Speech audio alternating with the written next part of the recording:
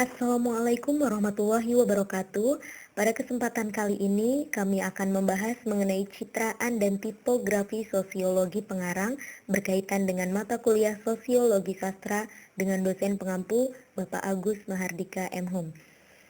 Izinkan kelompok 1 untuk memaparkan materinya yang beranggotakan Atiatul Maula, Desi Ratnasari, Kafahema Safitri, Saifuddin, Siti Rohmah, dan Muhammad Maulana Ahsan dari jurusan Tadris Bahasa Indonesia 4B IAIN Syekh Nurjati Cirebon. Memasuki materi citraan dan tipografi sosiologi pengarang. Saya Kafahema Safitri akan menjelaskan mengenai citraan sosiologi pengarang. Sebelumnya, maksud dari citraan merupakan sarana untuk merangsang indera pembaca dengan menggunakan ungkapan-ungkapan bahasa tertentu, seolah-olah pembaca ikut melihat, mendengar, atau merasakan sesuatu yang dilukiskan dalam karya tersebut. Nah, dalam karya sastra, citraan berperan untuk menimbulkan bayangan imajinatif bagi para pembaca.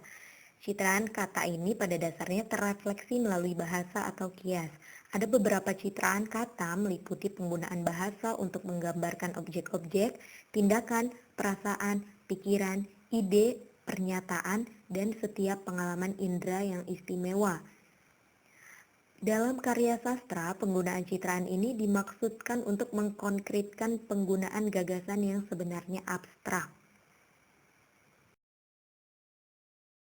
Selanjutnya ada jenis-jenis citraan. Yang pertama, citraan penglihatan atau visual imagery.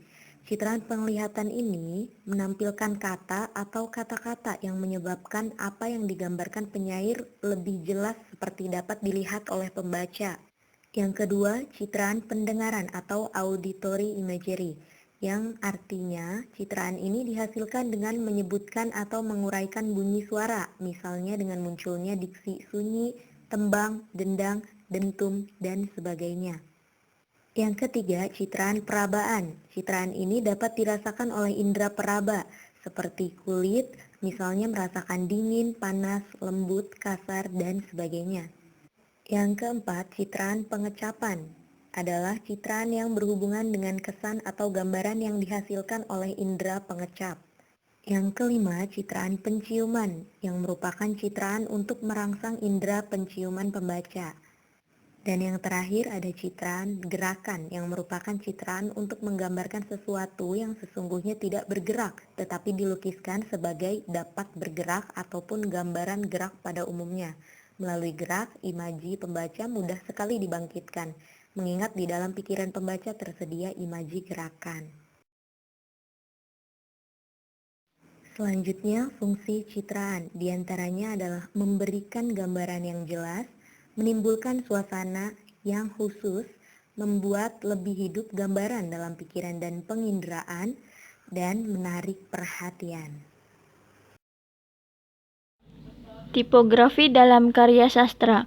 Tipografi adalah seni cetak atau tatanan huruf dengan aturan penyebaran pada ruang tersedia untuk menciptakan kesan tertentu guna kenyamanan membaca. Kemudian fungsi tipografi. Yang pertama, kejelasan bentuk huruf atau legibility adalah tingkat kemudahan mata mengenali suatu karakter atau rupa atau tulisan tanpa harus bersusah payah membacanya. Yang kedua, keterbacaan atau readability adalah tingkat kenyamanan atau kemudahan suatu tulisan atau huruf saat dibaca.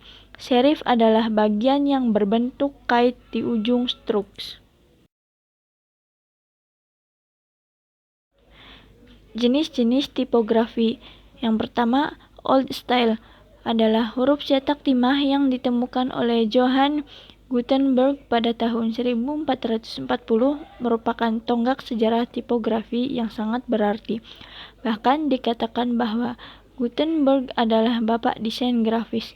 Kemudian kedua, Modern Style adalah istilah yang digunakan untuk mengkategorikan font dibuat pada saat itu atau dalam gaya saat itu. Yang ketiga, Slave Serif Egyptine. Sekelompok huruf slave serif ditandai dengan serif yang tebal bahkan sangat tebal. Yang keempat, sans serif, jenis huruf berciri sans serif atau yang artinya tanpa serif, mulai muncul tahun 1816 sebagai display tipe dan sangat tidak populer di masyarakat karena pada saat itu dianggap tidak trendy sehingga dinamakan grotesque yang artinya lucu atau aneh.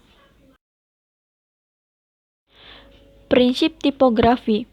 Yang pertama, legibility adalah kemudahan mengenali huruf dan membedakan masing-masing huruf atau karakter. Yang kedua, readability adalah tingkat keterbacaan suatu teks. Teks yang readable berarti keseluruhan mudah dibaca. Yang ketiga, visibility adalah berhubungan dengan jarak pandang antara pembaca dengan objek. Semakin jauh jarak pandang, maka visibility-nya akan berkurang. Namun apabila tingkat legibility dan readability suatu huruf sudah baik, maka dengan jarak yang cukup jauh pun akan tetap visible. Materi selanjutnya yaitu sosiologi pengarang. Sosiologi pengarang merupakan salah satu kajian sosiologi sastra yang memfokuskan perhatian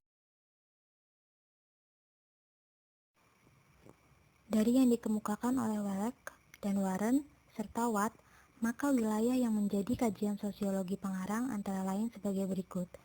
Yang pertama yaitu status sosial pengarang. Status sosial seringkali disebut sebagai kedudukan atau posisi peringkat seseorang dalam kelompok masyarakat.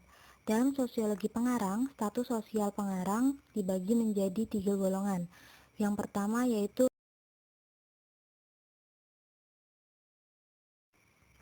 penjelasan, yang kedua yaitu ideologi sosial pengarang. Ideologi sosial pengarang dalam pandangan sosiologi pengarang, ideologi sosial yang dianut seseorang pengarang akan mempengaruhi bagaimana dia memahami dan mengevaluasi masyarakat pembaca yang dituju. Dalam menulis karya sastra, sastrawan tidak dapat mengabaikan masyarakat yang dituju sebagai pembaca. Untuk dapat diterima oleh masyarakat, sekian penjelasan dari kelompok 1 mengenai citraan dan tipografi sosiologi pengarang. Semoga yang kami jelaskan dapat dipahami dan bermanfaat. Terima kasih atas perhatiannya. Wassalamualaikum warahmatullahi wabarakatuh.